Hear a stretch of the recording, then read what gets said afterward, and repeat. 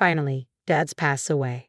What a relief. He was a stubborn old man with money, but he was nothing but a nuisance. On the day of the funeral, Alex's expression was more of a smirk than sadness. "How can you say that?" he scoffed. "You had debts that Dad took care of." "Shut up. He wouldn't die and kept racking up hospital bills. Now I can finally use his money as I see fit." "How dare you? You've been living off Dad all this time." "Say what you want. You're on your own now. You're useless. Just leave." "Brother-in-law, how could you?" William chimed in, scolding Alex. Meanwhile, their sister-in-law, who was also present, laughed dismissively and said, "Marriage doesn't make you family. I'm sure even your father-in-law wouldn't want outsiders here. You should leave right away." Her words shattered something inside me. To insult my father and deny our bond, these people are truly vile. There was no point in arguing further. The last thing I wanted was to disrupt my father's funeral. I fought to keep my anger in check and resigned myself to the situation. I could barely manage to say a few words before I chose to bid my final farewell to my father and leave. I promised myself never to associate with these people again. "My name is Lily. I work as a nurse at a children's hospital. I married William, a radiologic technologist I met through work a few years ago. Our on-call schedules make it difficult to find time for just the two of us, but we treasure the moments we do have together. William's role is crucial. Imaging plays a vital part in diagnosing and treating patients. He handles numerous imaging tasks daily, always on the lookout for even the smallest abnormalities, which adds significant pressure to his job. Despite the demands of his work, I deeply respect William for his dedication. He often tells me how much he admires my commitment to communicating with patients and their families, even with my hectic schedule. Once upon a time, I could hardly imagine that I would become a source of help for others or that such joyful days would ever be in my future. My father worked for a major trading company and was often stationed abroad, leaving my mother, Alex, and me to manage on our own. In that environment, my mother and Alex treated me more like a servant than a family member. "Didn't I tell you to clean this up? You're so useless." "Hey Lily, get me some juice. You've got a minute." This harsh treatment and constant demands were a regular part of my life. My mother, who was devoted to Alex, made me feel like nothing more than a bother. Seeing her behavior, Alex grew up to adopt the same domineering attitude towards me. As a child, I did everything I could to meet their expectations, but despite my efforts, both my mother and Alex continued to belittle me, even when my father returned from his overseas assignments. By the time I was in high school, their attitudes hadn't changed. Although my father tried to defend me, my mother and Alex blamed him for everything. "I raised these two all on my own while you were away," my mother would say. "You didn't lift a finger to help, and now you're back and trying to play the role of dad? We've managed just fine without you. Don't come in here acting all high and mighty." Despite my father's attempts to argue with them, no resolution was reached. Eventually, their anger shifted from him to me. Watching this, my father felt powerless to confront my mother and Alex, fearing it would only make things worse for me. Despite his presence, he was filled with regret for not being able to change their attitudes and tearfully apologized to me. "I'm sorry, but just having my father there saved me from being treated like I was useless and a nuisance by my mother and Alex. I felt as though I were lost in a dark tunnel, unsure of my own worth. Then my father told me, 'Lily, you're not useless. You're not a nuisance. You're part of our family, and you're a good person who belongs here.' Those words were enough to keep my spirits up, even when my mother and Alex continued to belittle and order me around. Knowing that my father was there to support me kept my heart from darkening. When it came time for me to graduate high school, my mother insisted that I start working immediately, forbidding me from attending college. Meanwhile, Alex, who barely studied, was allowed to go to a private university and waste his time. Despite this, my father refused to stay silent. He asked me what I wanted for my future and assured me that I could make my own choices. His support gave me hope and a sense of direction for my own path. After years of being at the beck and call of my mother and Alex, I had never really considered my own future. But now, I began to seriously think about what I wanted to do with my life. I knew I wanted a career where I could genuinely help people, so I decided to become a nurse. When I shared my aspiration, my father quietly took action behind the scenes. He arranged for me to attend nursing school, covering the entrance fees and finding me a place to stay, all without my mother or Alex finding out. Thanks to his efforts, I was able to enroll in nursing school without any obstacles. Since then, I only returned home when my mother passed away. Throughout nursing school and beyond, I stayed in touch with my father. When I landed my first job, passed my national exams, started dating William, and eventually decided to get married, my father was overjoyed. He celebrated these milestones as if they were his own achievements. Meanwhile, I worry about him being alone at home, but he always reassured me, saying, "I'm fine," and dismissed any concerns I raised. My father, who had always been stoic and never showed signs of weakness, mentioned during a phone call that he was feeling some discomfort in his midsection. Although he downplayed it as just a minor pain, I had a feeling he was underestimating the issue. I suggested he visit the hospital for a checkup. A few days later, he called to say that his endoscopy had shown no issues. I felt a sense of relief, but my husband, William, was not entirely convinced. He pointed out that an endoscopy might not detect all problems and recommended a cancer screening as a precaution. I passed on William's suggestion to my father and urged him to follow through. The results of the cancer screening were a devastating blow. My father had pancreatic cancer. Although the diagnosis was shocking, we were relieved to learn that the cancer was still at a stage where it could potentially be removed through surgery. My father was soon admitted for the operation. The news initially cast me into a dark place, but fortunately, the surgery was successful.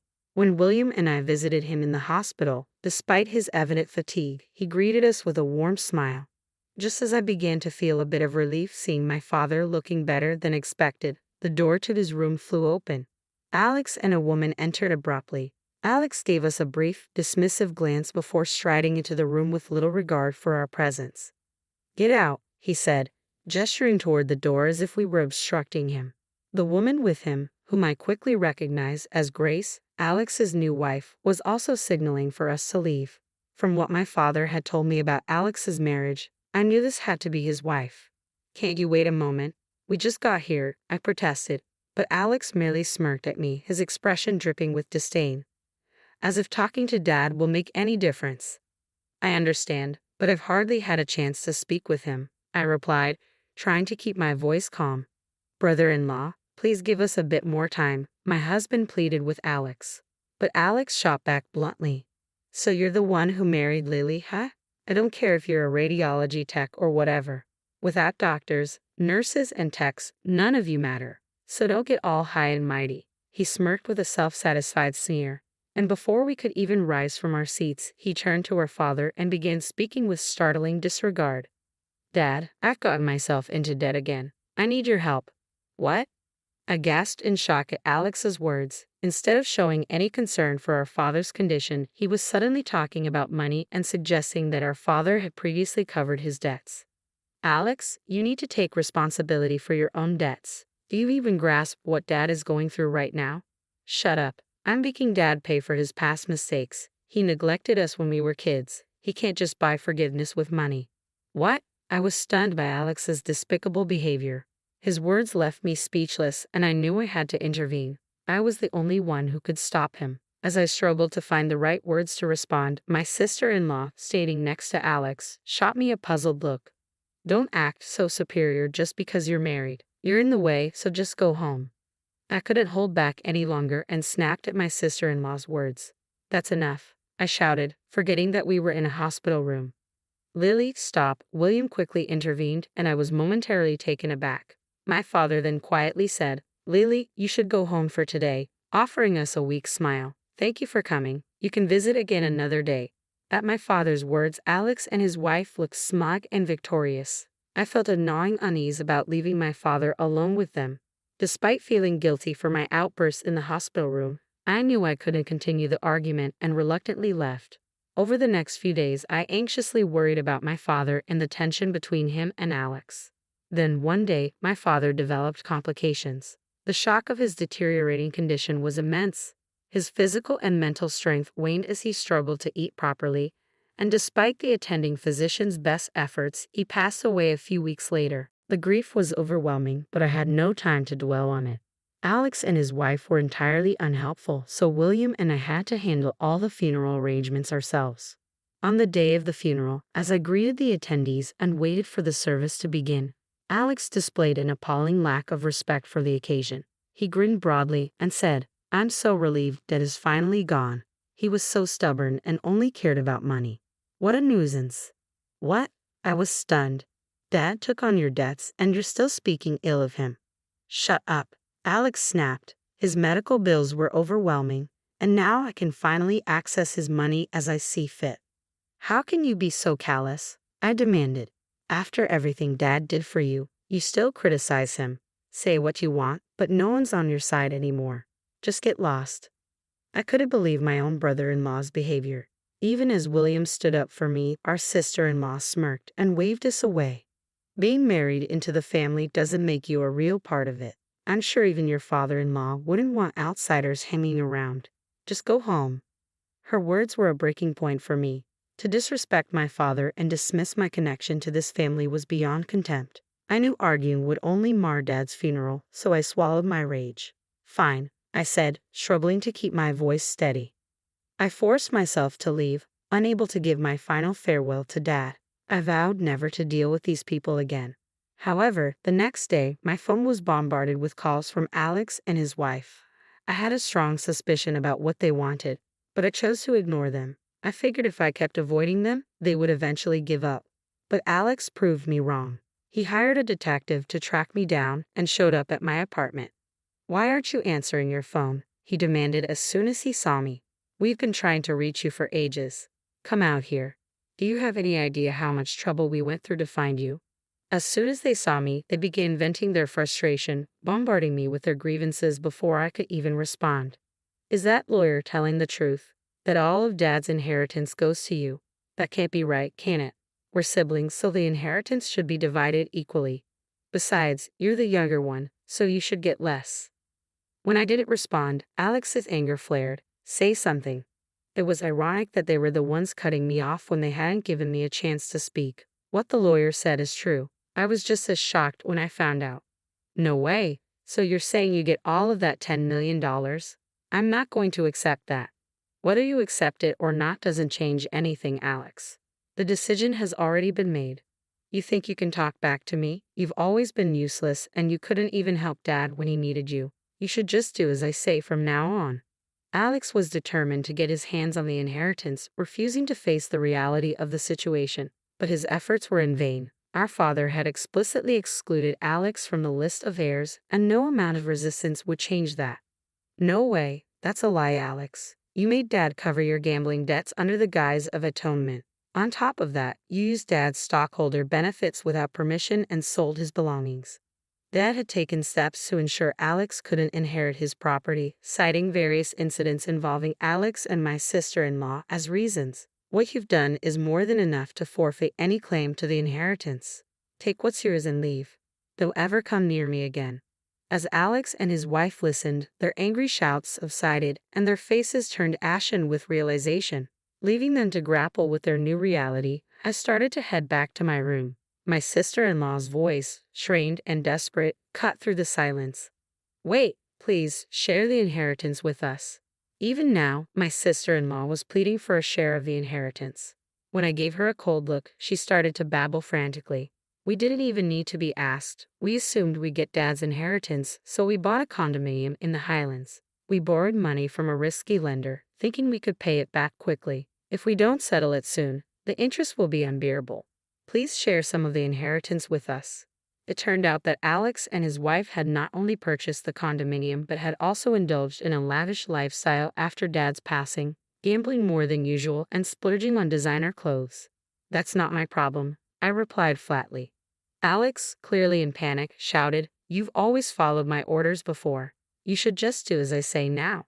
"When did this happen?" I snapped back at Alex. "I've built a life where I'm respected and contribute to society. I'm not the person I was back then. Don't think you can manipulate me forever." As my voice rose to match his, Alex collapsed to his knees and clung to me, sobbing. "Alex is asking for family support. You should help him," my sister-in-law chimed in, raising her voice as well. I retorted sharply, "You called me a stranger, insulted Dad, and dismissed our relationship. I have no obligation to help you anymore." "What? How dare you?" she fumed. "If you don't leave, I'll call the police. Are you okay with that?" At the mention of the word police, Alex and his wife bolted as if in panic. At the memorial service that followed, I encountered relatives who were still fuming over Alex's behavior. They recounted how Alex and his wife had botched Dad's funeral with their disorganized speeches and lack of decorum, leaving everyone in shock. After a lawyer informed Alex he had no claim to the inheritance, he had tried to track me down through our relatives. When they refused to reveal my whereabouts, he resorted to hiring a detective. When that failed, Alex ended up begging relatives for money, but they turned him down flatly. With no other options, Alex and his wife had to flee with nothing but the clothes on their backs to escape their creditors. Months later, it seems they're still caught in a cycle of evasion, perpetually on the run from their debtors. I can only imagine how weary his wife must be of this life, but she likely can't leave him and they must be constantly at odds. Meanwhile, William and I, unable to attend my father's funeral, make a point of visiting his grave once a month. Thanks to my father's support, I've become a nurse and found the love of my life through my career. I intend to honor his memory every day by giving